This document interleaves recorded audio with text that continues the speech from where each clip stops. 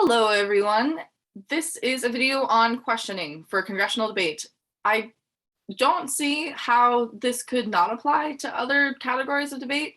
I'm sure that there's a little bit different structure, there's different formalities, but this is generally how to question someone, and it applies most specifically to congressional debate. But if you don't know how to question for other formats, I'm sure that this can't be wrong.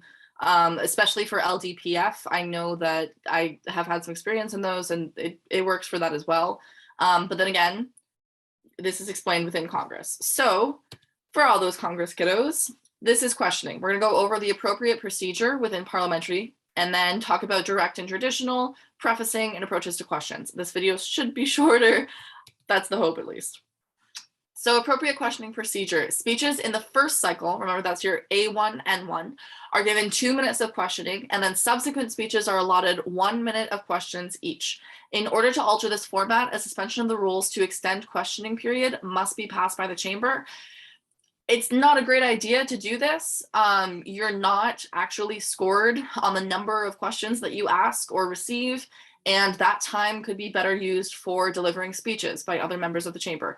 That being said, if you all really, really want to, sure, suspend the rules. Just be aware, some tournaments prohibit this motion, and parleys could mark you down for proposing that this motion be passed. A tournament will specify whether questions are traditional, also called indirect or popcorn, or direct, and may change between sessions, as outrounds are typically assigned direct questioning blocks. So what's the difference? Traditional or indirect popcorn questions, the questioner is permitted to ask one question of a single part. You cannot ask multiple parts, and the speaker is encouraged to keep the response very, very brief. So as the presiding officer, if I'm calling on people for indirect questioning, then I would call on one person, they ask a single question, the speaker responds, I call on the next immediately, pretty rapid fire. These are seen mainly on local circuits, although direct questioning blocks are becoming more common, and they're seen as an equitable way of recognizing speakers, but must be explained by the PO during their housekeeping speech at the beginning of the round and maintained throughout. So there's this misconception that direct questioning can, or indirect questioning rather, can only be done in one way. That's not true. The NSDA rules are silent when it comes to telling the PO how to choose questioners.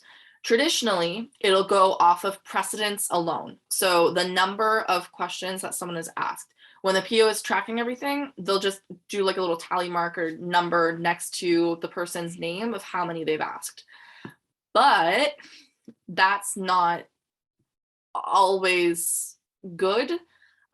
Because you can have clash. Clash, which is indicated with a C. If you have clash during a question, you hold up a C when you're the questioner, can be accounted for and acknowledged in the housekeeping speech, or at the end of a housekeeping speech, members of the chamber can ask the PO whether or not they're going to recognize clash during questioning. Clash is the speaker on the floor has made a contention that directly refutes something that I have already argued, and I want to defend that point. So I'm going to ask them a question, and when I ask it, I am holding up a C to indicate that I am clashing with them on the contention of mine that they mentioned. Usually that only happens when the speaker on the floor name drops you. So they say, Representative Smith's second contention was talking about the environment. I want to disagree. Then during questioning, me, Smith, can hold up a clash sign and talk about my second contention. So PO just needs to have an equitable way of recognizing speakers. It could be off precedence. It could be off precedence and recency. It could be off clash. Just say it during housekeeping and make sure that you are being consistent and fair throughout. Direct questioning is a little bit more stringent in how it must be run. It is off precedence and recency. It is a 30-second block within which both the speaker and the questioner are able to talk. 30 seconds, no grace. So when the PO calls on a questioner, they're going to say, Representative Lee, you have the floor. Then they have 30 seconds to ask and answer. The speaker answers as many questions as they can get through in that 30-second block. At the conclusion of the block, which is usually indicated either by 2 gavel taps, so by the PO, or holding up a 30-second time card if you're online. They will move on to the next questioner. Those 30-second blocks are strung together to fill either the 1 minute or the 2 minutes of questioning. Same with traditional, except it's not a certain number of people that are called on. It's just as many as you can get through in that 1 minute or 2 minute block. So these direct questions are seen in the majority of national circuit tournaments, especially elimination rounds. Sometimes they'll be traditional and prelims. It's becoming less common just because they're annoying to do virtually. Questioners are chosen based on precedence and recency that is on a separate tracking sheet from speeches. So questions are going off of first, the number of questions that have been asked, second, the order in which those numbers were asked. Typically, tournaments discourage clash because it's really difficult to recognize clash and precedence recency. Unless you already have the precedence recency, you generally won't be called on, even if you are indicating that you have clash. Sometimes parliamentarians are a little bit more lenient with this, and if clash has been presented within the body of the speech, so within the speaker's speech, they will allow clash to jump precedence recency. That's not very fair. Whenever I preside or parley rather, I specifically don't do that, just because like if you're holding up a C, I've heard a lot of people misidentify what clash actually is and take away a questioning block from another speaker or questioner who might actually have had something contentious or reputational or argumentative to say. So I don't recognize it, but that's just a personal preference, and it depends on tournament rules and it depends on the parliamentarian. And then there's this little line on the bottom talking about prefacing. We're going to get more into that in a sec, but generally prefacing rules are much lighter on direct than in traditional questioning. Prefacing. All right, so what is it? Prefacing is the introduction of information outside of common knowledge and what's been established in the debate. This is where I'm not sure whether it's the same with PFLD. If you are a PFLDer and looking for questioning help, ask a coach, ask someone else. This is Congress.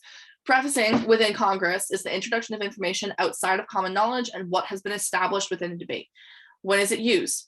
Prefacing should not be done in either format, direct or indirect, though it's more acceptable during direct questioning blocks. It's up to the presiding officer and the parliamentarian to decide what falls under the scope of prefacing, and the PO may choose to not entertain a question that has been given by a questioner by stating prefacing and calling on the next questioner, if in traditional, or allowing the questioner to rephrase the question in direct. So indirect, since you have that 30-second block, let me rephrase that. Indirect questioning, not indirect. I'm going to be careful about that. So within direct questioning, since you have that 30-second block, you have 30 seconds reserved. If you say a question that's considered to be prefacing and the PO says prefacing, rephrase that question because you have the remainder of that questioning period. If you're in indirect, so traditional questioning, and you have a question that is deemed to be prefacing, generally you don't get a second chance. The PO will say prefacing and you are skipped. The speaker doesn't need to answer your question. It has taken up a question from you and they move on to the next person. Some POs will allow you to rephrase in traditional, most don't. If you think that you're being treated unfairly, do a point of order and talk to the parley and PO, ask about their procedure on it. If they're being inconsistent, you have grounds to be upset. If they're not, you really don't. So just keep that in mind.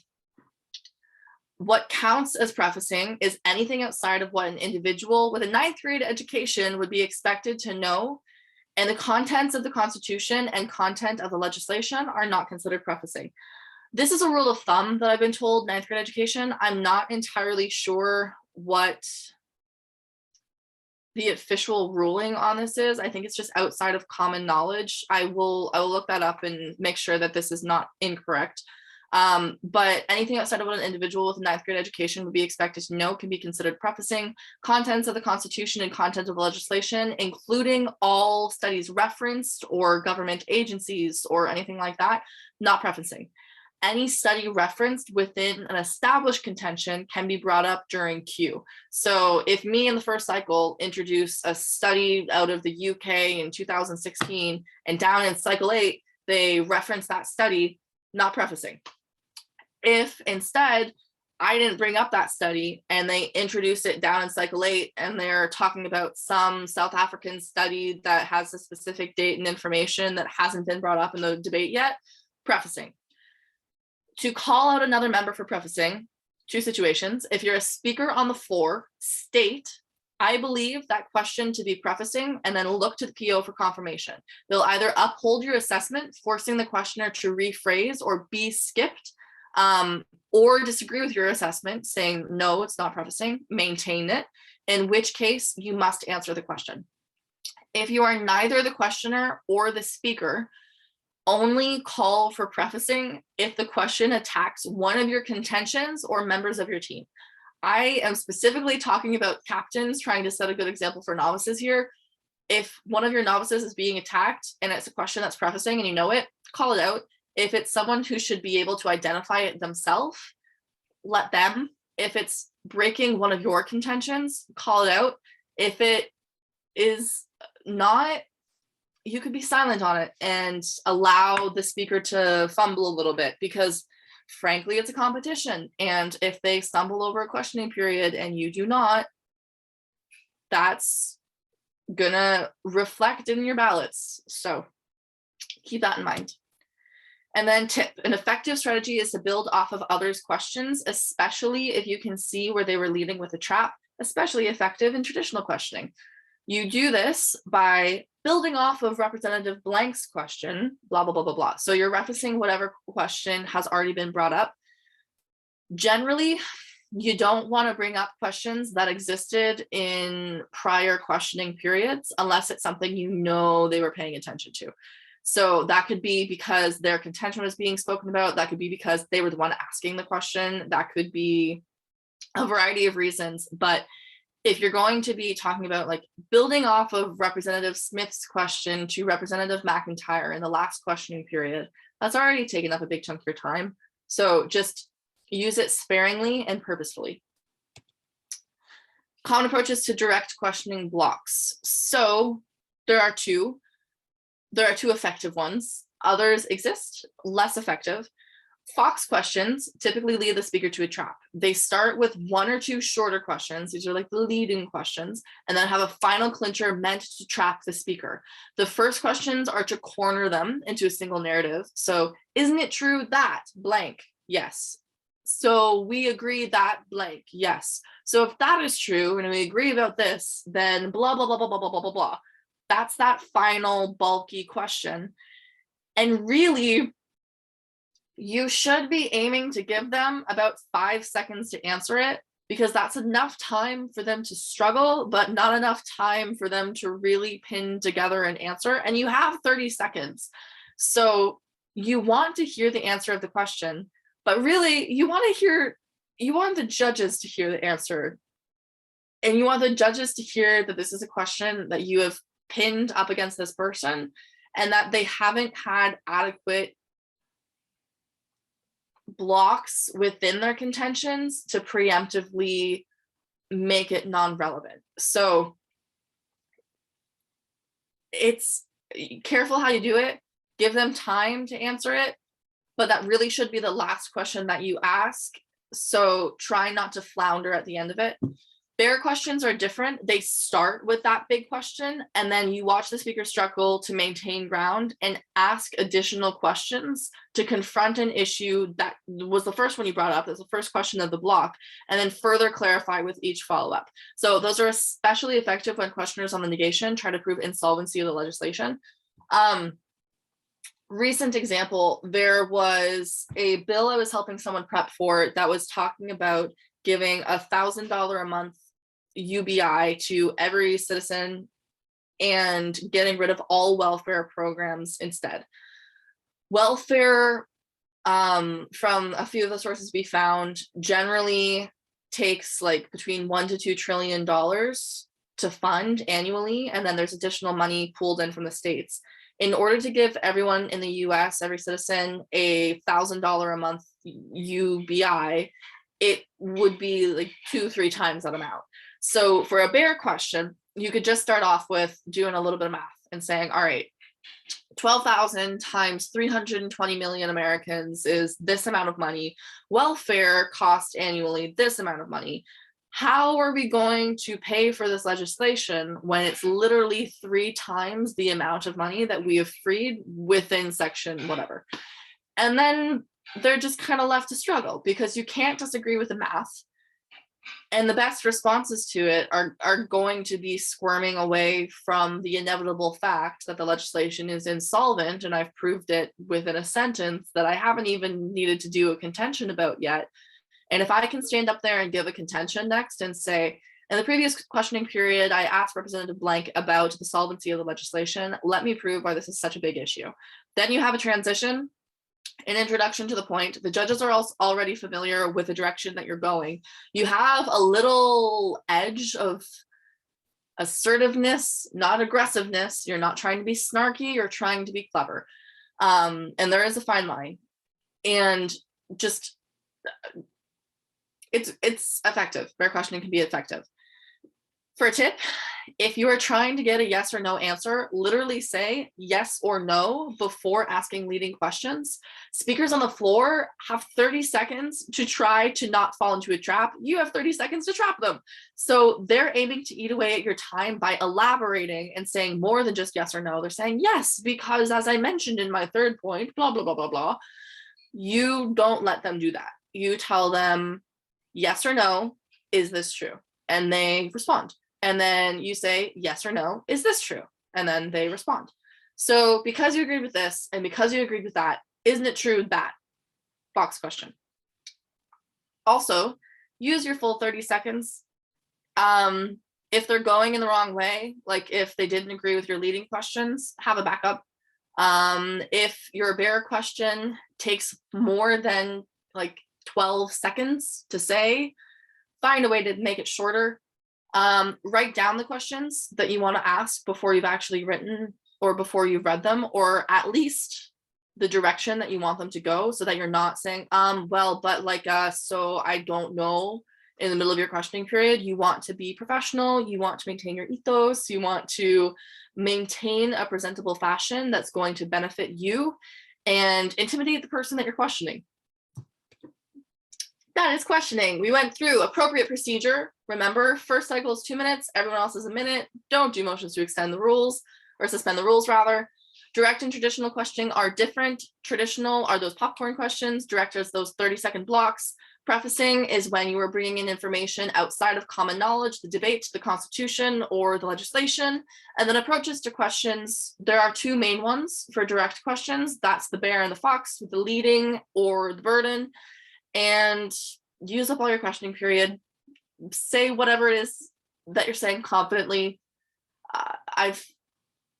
Questions can be used effectively if you do them correctly. So learn how to do it, watch a couple videos, make sure that you have a knack for it, and use them to your advantage, because it's another piece of Congress that people don't spend enough time working on, paying attention to. So, any hooties, this is How to Congress. Whole bunch of information, resources available for you at howtocongress.com.